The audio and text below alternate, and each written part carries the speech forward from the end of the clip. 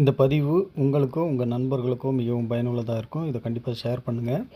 ஒருவருக்கு காலில் அடிபட்டு அது என்ன பண்ணுறதுன்னு தெரியாமல் சின்ன வீக்கம் முதல்ல வந்திருக்கு. அதை அலட்சியமாக இல்லை தெரியாமல் விட போய் அது பெரிய நாளடைவில் பெருசாக வீங்கி அந்த வீக்கத்துலேருந்து வெடித்து சீல் வச்சு தண்ணியாக ஊற்ற ஆரம்பிச்சிருக்கு.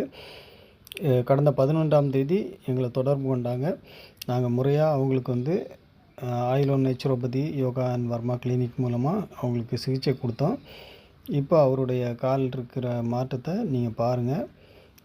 ஃபுல்லாகவே அந்த சீலெல்லாம் நின்று அந்த புண்ணு ஆறிடுச்சு. இப்போ அந்த ஸ்கின் டோன் மட்டும்தான் இனிமேல் சேஞ்ச் பண்ணணும். ஒரே வாரத்தில் இந்த மாற்றம் அவருக்கு நடந்தது. உங்களில் யாருக்காவது இந்த மாதிரி பாதிப்புகள் இருந்துச்சுன்னா எங்கள் கிளினிக்கை தொடர்பு கொள்ளுங்கள். நன்றி.